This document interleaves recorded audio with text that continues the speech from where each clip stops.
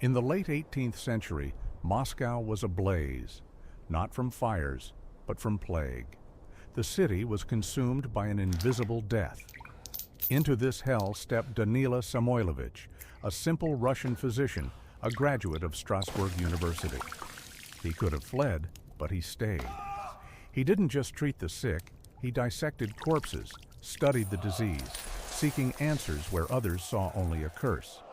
He was the first to dare challenge the medieval darkness, and his work laid the foundation for modern epidemiology. But his path was no triumph. It was a bloody battle.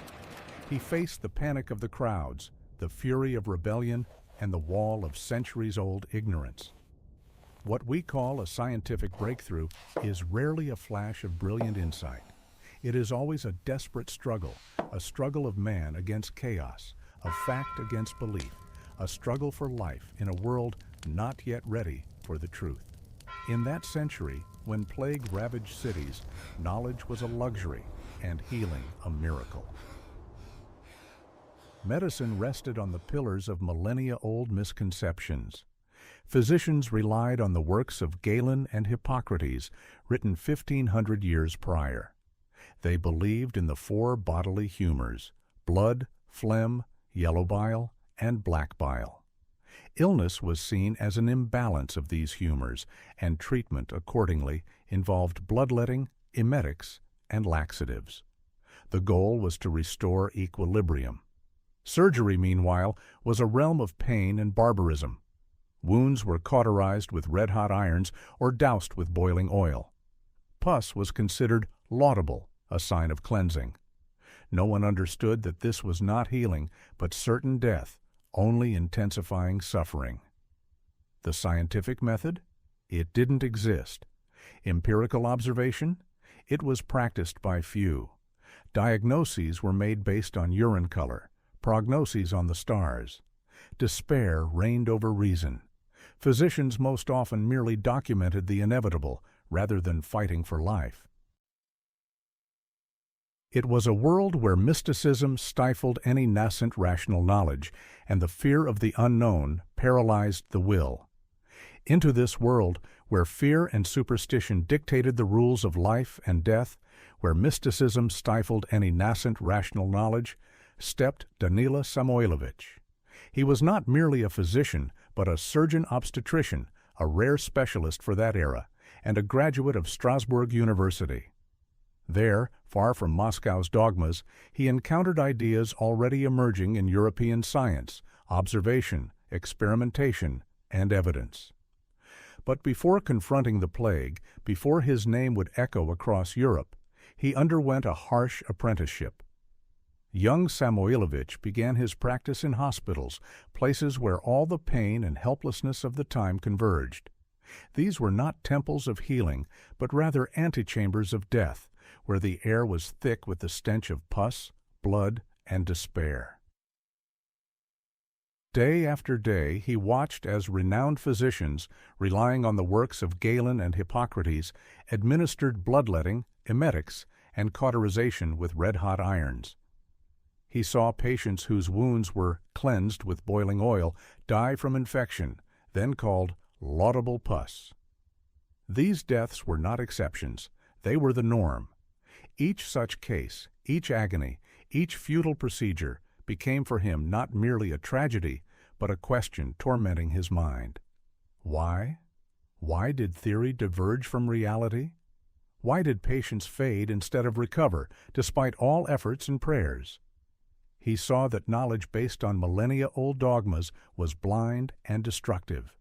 His experience in the hospitals became the foundation for his future. He observed, he recorded. He began to seek answers not in old books, but in the human body, in the progression of illness, in every symptom and every outcome. This understanding, forged at the bedsides of the dying, set him apart from most of his colleagues. It sowed seeds of doubt within him, which would soon transform into a thirst for truth. This was the path of a solitary figure, swimming against the current, driven not by ambition, but by a profound aversion to meaningless suffering. He was ready to challenge a world that accepted death as inevitable, if only to find a way to save a single life. He didn't just doubt, he sought. He sought where others saw only inevitability. In festering wounds, in delirious fevers, in every groan, he saw not a sentence, but a problem.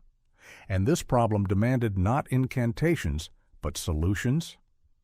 One day, during another operation, he encountered a dead end. A patient with an open fracture was bleeding profusely. The wound was deep, infected. According to protocol, it should have been cauterized with a red-hot iron or doused with boiling oil. But the oil supplies ran out, and the iron had cooled. Samoilovich faced a choice: leave everything as it was and await a slow, agonizing death, or take a risk. Risk everything. He took the risk. Instead of mutilating and burning, he took clean water, perhaps with the addition of vinegar, a simple available remedy. He carefully, gently washed the wound. He removed blood clots, dirt, visible particles of decaying flesh. He didn't cauterize, didn't douse with boiling water. He simply cleaned it. The days dragged on agonizingly. Physicians with whom he shared his method merely shook their heads. It was unthinkable. Pus, laudable pus, was supposed to appear and then cleanse the wound. But there was almost no pus. Instead, to everyone's surprise, the wound began to close. The edges drew together. The fever subsided. The patient, condemned to death, slowly but surely recovered. This was no accident. Samoilovich repeated his experiment again and again. With each new wound, each new patient, he became convinced cleanliness saves. Pus was not a sign of healing. Pus was a harbinger of doom. It was the result of infection, not its solution. This discovery, simple to the point of genius, disproved millennia-old dogmas. It showed that the cause of disease could be external and could be eliminated. It was about fighting what was visible to the eye, not balancing mythical humors. This was Samoilovich's first but most crucial victory, a triumph of common sense over superstition, of observation over dogma. He began to understand that illness was not a mystical punishment, but a physical process that could be studied and managed. This understanding became his compass. He didn't just treat, he began to methodically investigate. Every patient, every wound, every symptom, not an accident, but a piece of a vast puzzle. He kept detailed records, documenting the smallest details: skin color, discharge characteristics, reaction to procedures. This was not a routine report, but the protocol of a scientific experiment that had not yet been named. He sought not merely healing, but patterns. He sought the cause. His operating room transformed into a laboratory. He didn't just wash wounds, he experimented with different solutions: vinegar, wine, strong herbal decoctions, testing their effectiveness. He observed which dressings worked best, which materials caused less irritation. Every experience, successful or not, added a new stroke to his understanding. He wasn't afraid of mistakes. He learned from them. If a patient didn't recover, Samoilovich didn't attribute it to fate. He analyzed what went wrong, what could be improved. This relentless self-criticism and thirst for perfection set him apart from most of his contemporaries. This empirical approach, based on observation and verification, was a radical challenge. It undermined the authority of ancient texts, which had been considered immutable truth for centuries. Other physicians relied on Galen. Samoilovich relied on his eyes and his reason. He offered not belief, but fact, not mysticism, but mechanics. And this provoked resistance. Many colleagues viewed him with distrust, even contempt. His methods seemed wild, his ideas dangerous. But Samoilovich did not retreat. He understood knowledge must be accessible. Dogmas thrive on secrecy and Latin, truth on clarity and openness. He began to describe his methods, writing not in scholarly Latin, but in simple Russian. For colleagues, for students, for anyone who wished to save lives, not follow dead precepts. His first publications were not treatises, but practical guides: how to wash wounds, how to apply dressings, how to observe the sick. These were instructions written in blood and experience, not ink and centuries of dust. He believed that only the dissemination of real, proven knowledge could liberate medicine from the captivity of superstition. Samoilovich also sought new instruments, not those that disfigured and burned, but those that helped. He experimented with the shape of scalpels, with materials for dressings. He considered ventilation, air purity, and the layout of hospital wards. These were not abstract ideas. These were concrete steps aimed at combating an invisible enemy. Infection, which he could not yet name, but whose destructive effects he could already see.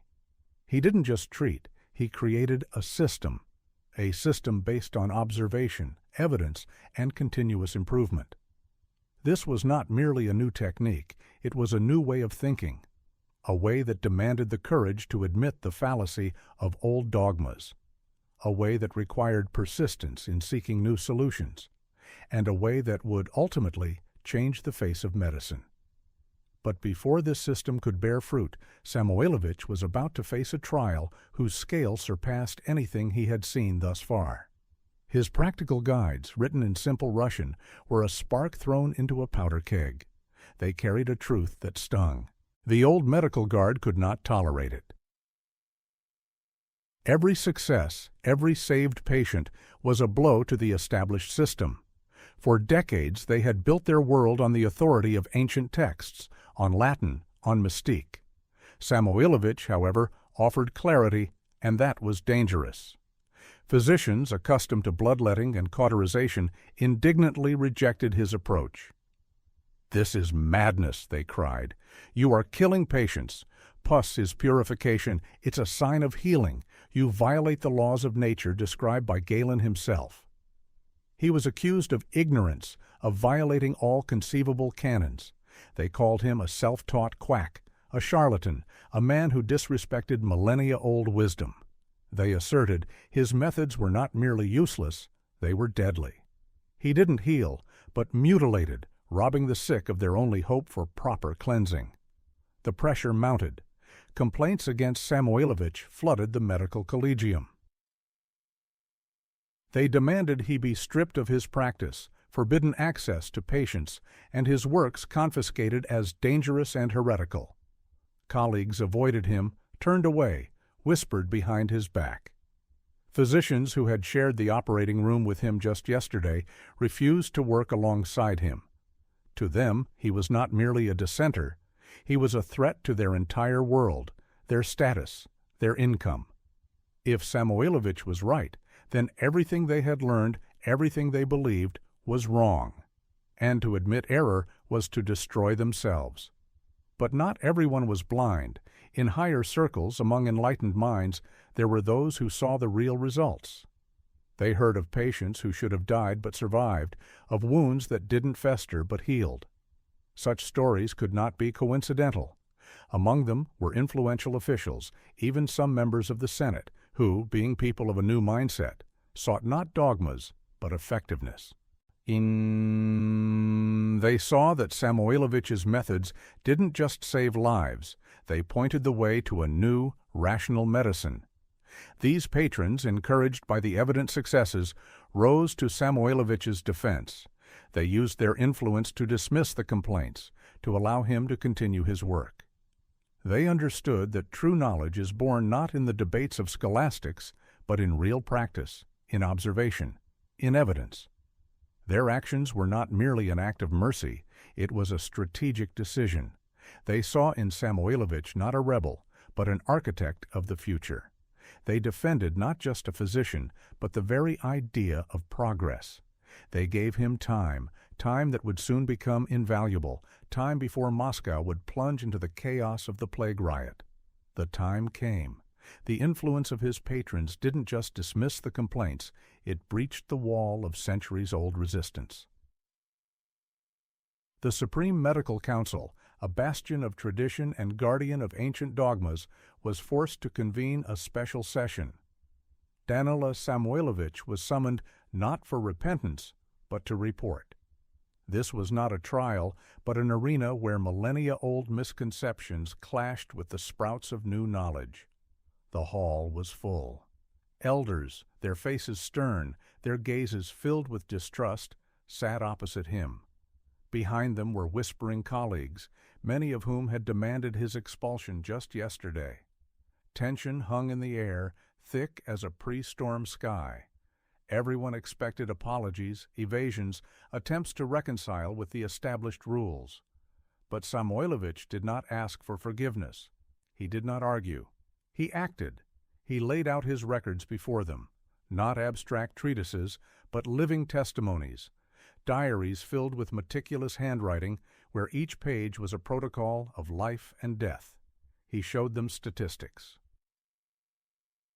Here was a patient with an open fracture, treated according to Galen, bloodletting, cauterization, laudable pus, then death.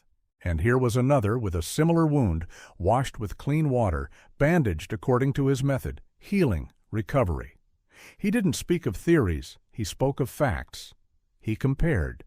Dozens, hundreds of such stories. Each one a blow to the established order. He didn't just recount, he demonstrated. He brought his instruments, not crude cauterizing tongs, but elegant scalpels, fine needles. He showed how he cleansed wounds, how he applied dressings, explaining each step, its logic, its outcome. He spoke in simple language, understandable to anyone willing to listen, rather than cling to Latin. The silence in the hall was deafening.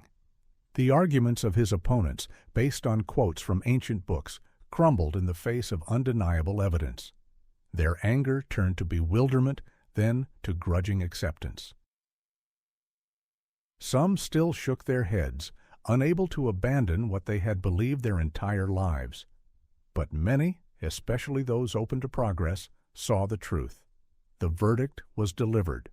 Samoilovich was not punished. His methods were not forbidden. On the contrary, the medical council, pressured by obvious results and influential patrons, was forced to acknowledge his approach. Danila Samoilovich received official permission to continue his research. Moreover, he was instructed to teach his methods to other physicians. From an outcast, a self-taught practitioner, he transformed into a recognized expert. This was not merely a personal victory, it was a triumph of common sense, a victory over dogma, over millennia of darkness, over the fear of the new. The scientific method, based on observation and experimentation, received official recognition at such a high level for the first time. His ideas, forged at the bedsides of the dying, now had a right to exist. Danila Samoilovich not only earned his reputation, he paved the way for future generations of physicians. He brought medicine closer to life, not death. This was his personal Rubicon, the moment he became not just a physician, but an architect of a new reality. And this reality, harsh and merciless, was already knocking at Moscow's doors. The medical council's authorization did not remain merely on paper, it marked the beginning of reforms. Samoilovich's first action was to educate. His practical courses attracted physicians from all over Moscow. He didn't lecture about Galen, he demonstrated. He taught how to wash wounds with clean water, apply sterile dressings, and monitor for the slightest changes. The results were immediate. In hospitals where his methods were applied, the number of amputations sharply decreased. Gangrene, recently a death sentence, now receded. Previously, no more than 2 out of 10 patients with severe wounds survived. Now, under the new protocols, 5 to 6 did. This was not a miracle, it was the measurable effect of cleanliness. He introduced new, finer instruments. He demanded cleanliness in the wards. He insisted on regular linen changes. These were not mere recommendations, they were mandatory rules, implemented under his guidance. He didn't just treat, he changed the very environment in which healing took place. For the first time in the history of Russian medicine, empirical experience, not ancient texts, became the basis of education. Young physicians, seeing tangible results, enthusiastically adopted his approach. The old guard, albeit reluctantly, was forced to retreat in the face of undeniable facts. Protocols for treating severe wounds were officially revised. Prescriptions for cauterization with red-hot irons and dousing with boiling oil disappeared. In their place appeared instructions for aseptic processing and drainage. These changes saved hundreds of lives even before a new disaster engulfed the city. They prepared Samoilovich and his few followers for what was to come. Moscow unknowingly received a chance born from the courage of one man who challenged centuries of darkness. A chance that would soon be tested by the greatest trial, the plague. His story is not just an account of the impending battle with the plague that would soon engulf Moscow, but also an eternal parable of the clash between pure reason and centuries of inertia. Danila Samoilovich, seemingly a simple Russian physician, a graduate of a European university, proved the most undeniable truth. Knowledge does not require dusty volumes of ancient dogmas nor mysterious Latin formulas. It is born from a keen, unbiased look at harsh reality, from the courage to ask questions where others saw only a curse, from persistent, daily diligence in seeking answers. He didn't just fight disease as a physical ailment, he changed the very paradigm of thinking about it, transforming a mystical curse into a manageable process. His victory over laudable puss, over ingrained superstition, over resistance to the new, became not just a personal triumph, but a powerful foundation upon which the edifice of all modern evidence-based medicine was slowly but surely built. The paradox of his legacy lies in its dazzling simplicity. The greatest breakthroughs of the human spirit, as Samoilovich's fate demonstrated, often come not from brilliant, instantaneous insights, nor from divine revelations, but from desperate, sometimes bloody, but always painstaking and daily work.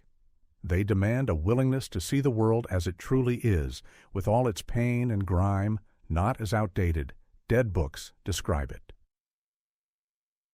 His path is a universal, timeless lesson.